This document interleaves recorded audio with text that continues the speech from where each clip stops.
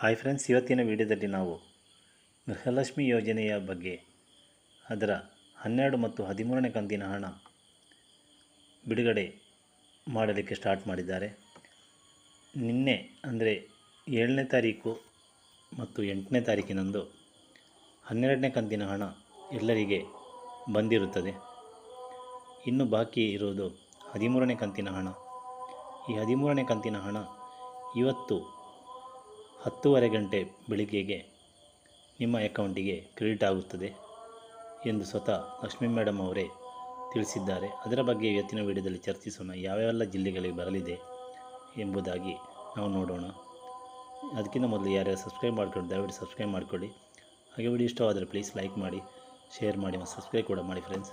ಬನ್ನಿ ಹಾಗಾದರೆ ನಾವು ವಿಡಿಯೋ ಸ್ಟಾರ್ಟ್ ಮಾಡೋಣ. ಕರ್ನಾಟಕದ ಗೃಹಲಕ್ಷ್ಮಿಯರು 2 ರಿಂದ 3 ತಿಂಗಳು ಇವತ್ತು ಬರುತ್ತದೆ ನಾಳೆ ಬರುತ್ತದೆ ಎಂದು ಕಾದು ಬೇಸತ್ತು, ಅಂದರೆ ಗೌರಿ ಗಣೇಶಕ್ಕೆ ಕೊಡುವ ಪ್ಲ್ಯಾನಲ್ಲಿದ್ದ ಸರ್ಕಾರ ಈಗ ದಸರಾ ಹಬ್ಬಕ್ಕಾದರೂ 12ನೇ ಕಂತಿನ ಹಣವನ್ನು ಬಿಡುಗಡೆ ಮಾಡಿದೆ. ಅದರ ಫಲವನ್ನು ಗೃಹಲಕ್ಷ್ಮಿಯರು ಪಡೆದಿದ್ದಾರೆ. ದಸರಾ ಹಬ್ಬವನ್ನು ಸ್ವಲ್ಪ ಮಟ್ಟಿಗಾದರೂ ಜೋರಾಗಿ ಆಚರಿಸ್ತಾ ಇದ್ದಾರೆ. ಇನ್ನು ಇವತ್ತು 9ನೇ ತಾರೀಕು 10:30 ಗಂಟೆಗೆ 13ನೇ ಕಂತಿನ ಹಣ ಕೂಡ ಬರಲಿದೆ. ಅದು ಕೂಡ ಸಿಕ್ಕಿದರೆ ಇನ್ನೂ ಜೋರಾಗಿ ದಸರಾ ಹಬ್ಬವನ್ನು ಆಚರಿಸಬಹುದು. ಒಂದು ಕಡೆ ಮೊನ್ನೆ 5ನೇ ತಾರೀಕಿಗೆ 18ನೇ ಕಂತು PM ಕಿಸಾನ್ನ ಹಣವನ್ನು ಕೇಂದ್ರ ಸರ್ಕಾರ ಬಿಡುಗಡೆ ಮಾಡಿದೆ. ಅದರ 2,000 ರೈತರಿಗೆ ಸಿಕ್ಕಿದೆ. ಮತ್ತು ಇದೊಂದು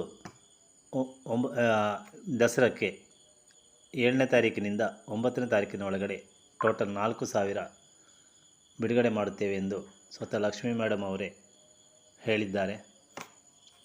ಅಂದರೆ 7 ಮತ್ತು 8ರಂದು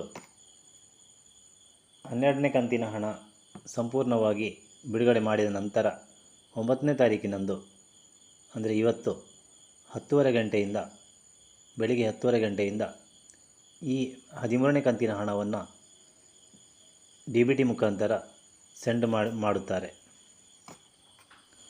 ಈ ಹಣವನ್ನು ಹಬ್ಬದ ಖರ್ಚಿಗೆಂದೇ